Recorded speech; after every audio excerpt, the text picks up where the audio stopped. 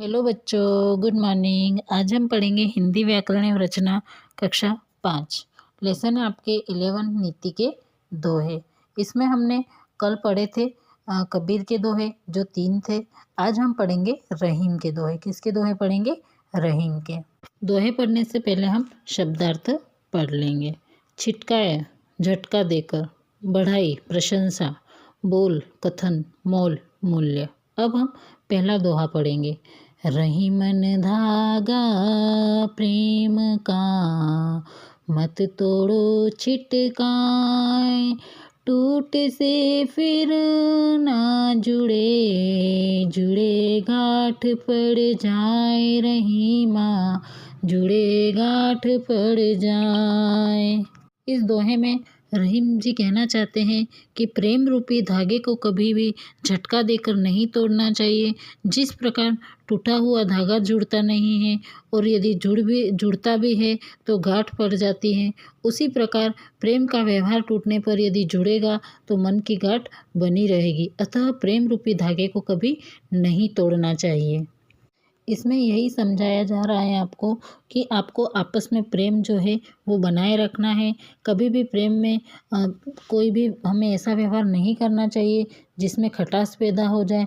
अगर ऐसा होता है तो उसके बाद अगर वो जुड़ता है तो कहीं ना कहीं मन में एक अशांति रह जाती है, जिससे गठान बन जाती है। हमारे रिश्तों में गठान बन जाती है। हमारे रिश्ते वैसे नहीं बन पाते हैं जैसे पहले होते हैं। इसलिए हमेशा प्रेम रूपी जो धागा है उसे बनाए रखें। आगे दूसरा श्लोक है। बड़े बड़ाई ना करे, बड़े न बोले बोल। रहीमन हीरा कब कहे, लाख हमारो मोल। रहीमा, लाख हमारो मोल। इस दोहे के माध्यम से रहीम जी हमें समझाना चाहते हैं या कहते हैं कि बड़ा व्यक्ति कभी भी अपनी प्रशंसा स्वयं नहीं करता है तथा वह कभी भी अपने बारे में बढ़ा चढ़ाकर बातें नहीं करता है।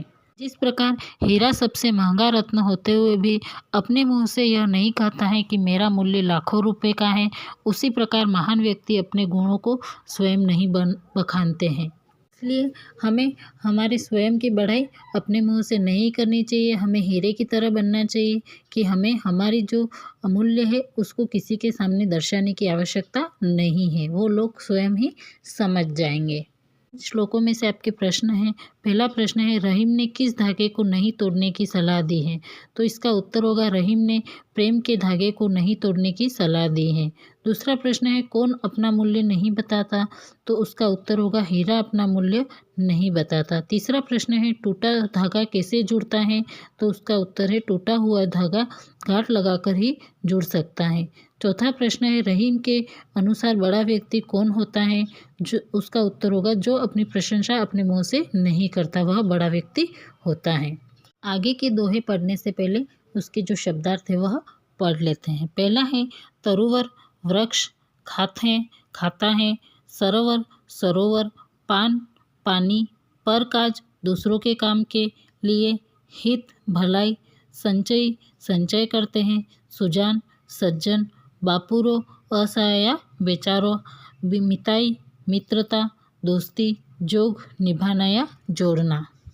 इसमें पहला दोहा है आपके, तरुवर फल नहीं खात है, सरवर पिए न पान। कह रहीम पर काज हित, संपत्ति सच ही सुजान। रहीमा, संपत सज ही सुजान।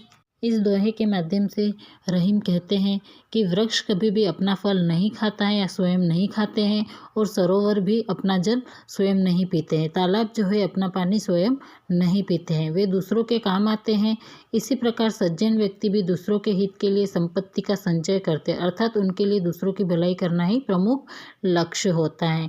इस श्लोक के माध्यम से या इस दोहे के माध्यम से हमें रहीम यह समझाना चाहते हैं कि जिस तरह से वृक्ष जो है वो स्वयं फल नहीं खाता है, तालाब जो है वो स्वयं पानी नहीं पीता है, उसी प्रकार सज्जन व्यक्ति जो है वो दूसरों के लिए संपत्ति संपत्ति का संचय करते हैं और उनका प्रमुख जो लक्ष्य होता है वो दूसरों की भलाई करना ही होता है।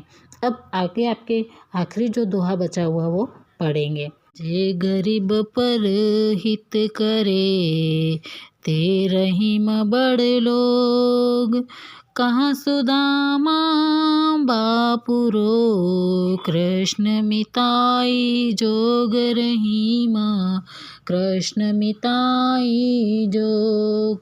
इस दोहे के माध्यम से हमें रहीम कहना चाहते हैं, जो व्यक्ति गरीबों का भला करते हैं, उनके दुख दर्द को समझते हैं, वे ही बड़े लोग कहलाते हैं। जिस प्रकार असहाय मित्र सुदामा के साथ कृष्ण ने मित्रता निभाई थी और उनके दुख दर्द में साथ दिया था, उसी प्रकार बड़े लोग भी गरीबों का ध्यान रखते हैं।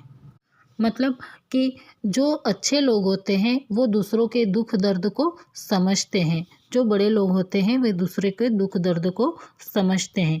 जिस तरह से सुदामा के दुख दर्द को कृष्ण ने समझा था और उनका साथ निभाया था, है ना।